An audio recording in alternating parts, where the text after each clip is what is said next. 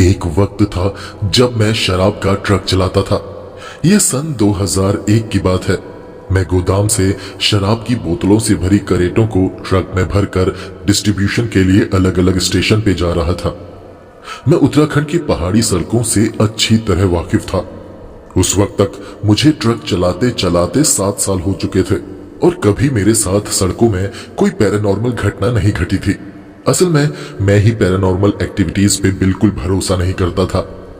मेरा मानना यह था कि अगर आप सोचोगे कि अंधेरे में कोई खड़ा है तो आपका दिमाग अंधेरे में एक आकृति बना देगा और आपको भ्रम पैदा हो जाएगा कि वहां पर सच में कोई खड़ा है। असल में वहां पर कुछ नहीं होता। बस इसी सोच की वजह से मैं एक बार एक बुरी मुसीबत में फंस गया। ये समझ लो कि मैं मरते मरते बचा। उस रात ट्रक में मैं और मेरा क्लीनर मौजूद था। मेरे क्लीनर का नाम बलदेव था। बलदेव हट्टा कट्टा नौजवान था, 6 फुटिया 100 किलो वजनी मुश्तंडा। असल में शराब के ट्रक में उस जैसे आदमियों की जरूरत पड़ती थी ताकि रास्ते में लुटेरे शराब के ट्रक को लूटने की कोशिश ना करें, क्योंकि उस वक्त शराब की बोतलों से भरा ट्रक भी किसी खजाने से कम नहीं होता था। खैर, उस रात बलदेव मेरे बगल में बैठा ऊँघ रहा था। रात के 11 बज रहे थे और मैं पहाड़ों की घुमावदार टेढ़ी मेढ़ी सड़कों में बड़ी सावधानी से ट्रक चला रहा था। सड़क के एक तरफ गहरी खाई थी और दूसरी तरफ ऊंचा पहाड़। अंधेरा था और बारिश भी हो रही थी। बस हमें डर था तो सिर्फ लैंडस्लाइड का। रात के 1 बजे तक बारिश तेज होने लगी तो मजबूरन मुझे ट्रक को एक सुरक्षित जगह में रोकना पड़ा। बारिश बहुत तेज होने लगी थी और उसके रुकने के आसार नजर नहीं आ रहे थे। मैंने अपने क्लीनर से कहा कि सो जाते हैं, वैसे भी बारिश सुबह तक नहीं रुकेगी, इसलिए बारिश रुकने का इंतजार करने से अच्छा है कि हम सो जाएं और सुबह तड़के ही निकल चलेंगे। बलदेव ने ट्रक के अंदर सोने के लिए बिस्तर बिछाया और हम दोनों सो गए। अच्छा, मैं एक चीज क्लियर कर दूं, बलदेव और मैं शराब का ट्रक जरूर चलाते थे, मगर हम दोनों ही शराब नहीं पीते थे। ये बताना इसलिए जरूरी है क्योंकि उस रात जो हमने देखा वो पूरे होशो हवास में देखा था। मैं और बलदेव सो चुके थे। अभी मुझे आंखें मूंदे कुछ ही देर हुई थी कि मुझे ऐसा महसूस हुआ जैसे हमारे ट्रक की छत के ऊपर कोई चढ़ा हो। मुझे टीन की छत की पिचकने की आवाज आई, मानो जैसे कोई भारी भरकम आदमी उसके ऊपर चढ़ा हो। मैं उठा तो देखा बलदेव ट्रक के अंदर अपने बिस्तर में नहीं था। मुझे लगा कि ट्रक की छत के ऊपर बलदेव ही होगा। वो ट्रक के ऊपर लगे हुए तरपाल को ठीक करने के लिए गया होगा क्योंकि बारिश बहुत तेज हो रही थी। मैंने बलदेव को आवाज दी और पूछा कि छत पे वो है क्या। उसने ऊपर से जवाब दिया, हाँ। मैं अपनी ड्राइविंग सीट में बैठा और मैंने सीट के नीचे से पानी की बोतल निकाली और मैंने पानी का एक घूंट पिया ही था कि मैंने सामने से एक आदमी को आता हुआ देखा। रह रहकर बिजली कड़क रही थी और उसी की रोशनी में मैंने उसे देखा। उस आदमी ने खुद को सिर से लेकर पैरों तक काले तरपाल से ढका हुआ था, खुद को बारिश से बचाने के लिए। अंधेरे की वजह से साफ नहीं दिखाई दे रहा था। वो काला तरपाल ओढ़े आदमी ट्रक के करीब आया और ट्रक का दरवाजा खोल के ट्रक में चढ़ गया। फिर उसने अपने सिर से तरपाल हटाया। तब मैंने उसे देखा, वो बलदेव था।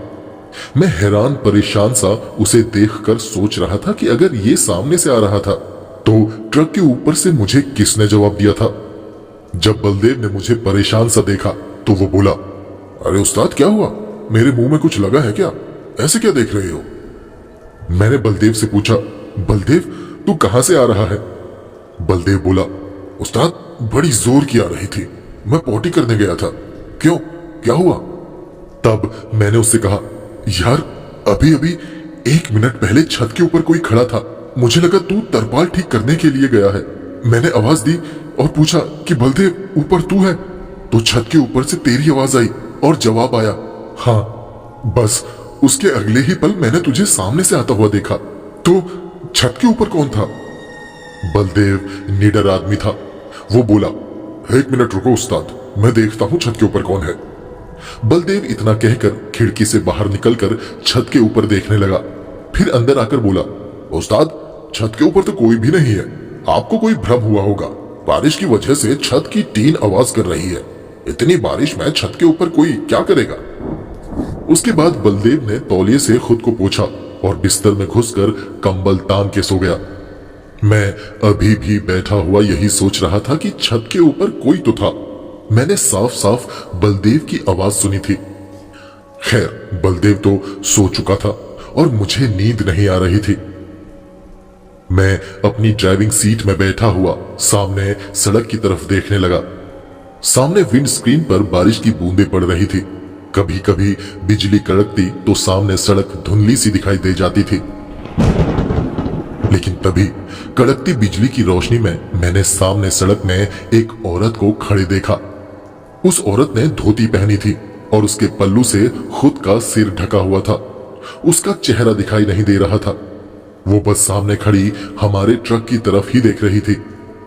और फिर अगले ही पल अंधेरा छा गया और फिर से बिजली कड़की और उसकी रोशनी में मैंने सामने सड़क में देखा, मगर इस बार सड़क में कोई नहीं था। मैंने सामने विंडस्क्रीन पर वाइपर चलाया और विंडस्क्रीन साफ करके भी देखा, मगर सामने कोई नहीं था। अब मुझे डर लगने लगा। मैं सोच रहा था कि यह मेरा भ्रम नहीं हो सकता।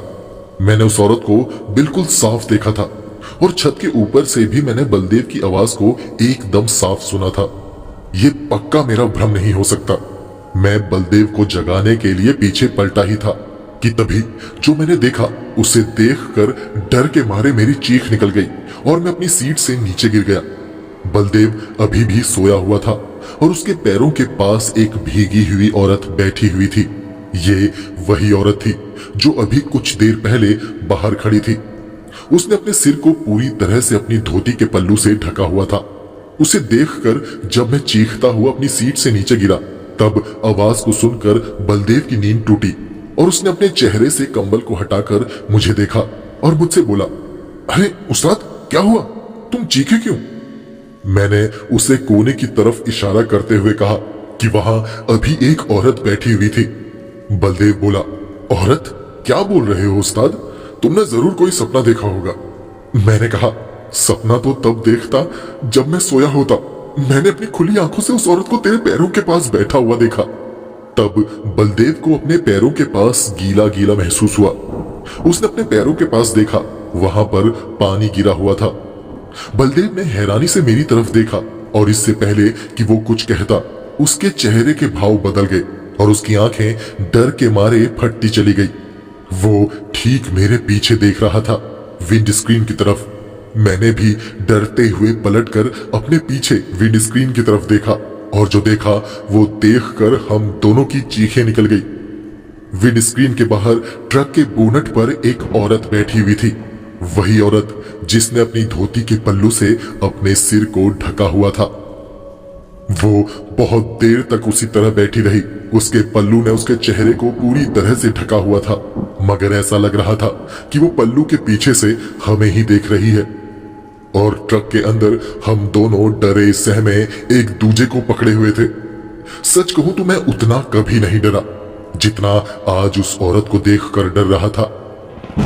वो औरत कुछ देर तक उसी तरह बैठी रही और फिर एक जोरदार बिजली कड़की और उसी के साथ वो औरत अंधेरे में न जाने कहां गायब हो गई। बलदेव जैसा हट्टा कट्टा मुस्टंडा डर से थर थर कांप रहा था और वही हाल मेरा भी था। बलदेव कांपती आवाज में मुझसे बोला, उस्ताद चलो यहां से, ये जगह ठीक नहीं है। जल्दी ट्रक यहां से निकालो, इससे पहले कि मैं हार्ट अटैक से मर जाऊं। ट्रक भगाओ यहां से। मैंने भी कांपते हाथों से ट्रक स्टार्ट किया और गियर बदलकर पूरी रफ्तार से ट्रक को उस जगह से भगा लिया। उसके बाद हमने उस ट्रक को बहुत दूर जाके एक गांव के पास ही रोका। अब आप समझ ही चुके होंगे कि उस रात हम पर क्या बीती होगी। वो औरत कौन थी, उसकी क्या कहानी थी, हमें कुछ नहीं मालूम। हमें बस इतना मालूम है कि चाहे कितनी भी बॉडी बना लो, पर जब भूत सामने आता है तो अच्छे अच्छे पहलवानों की भी फट जाती है। उस रात के बाद बलदेव और मैंने रात की वो नौकरी ही छोड़ दी। बलदेव आजकल एक बैंक के लिए वसूली भाई वाला काम करता है और मैं एक स्कूल बस चलाता हूं। मगर आज भी जब हम दोनों मिलते हैं और उस रात की वो घटना और सिर पर पल्लू डाल के बैठी हुई उस औरत को याद करते हैं, तो हम दोनों के ही रोंगटे खड़े हो जाते हैं।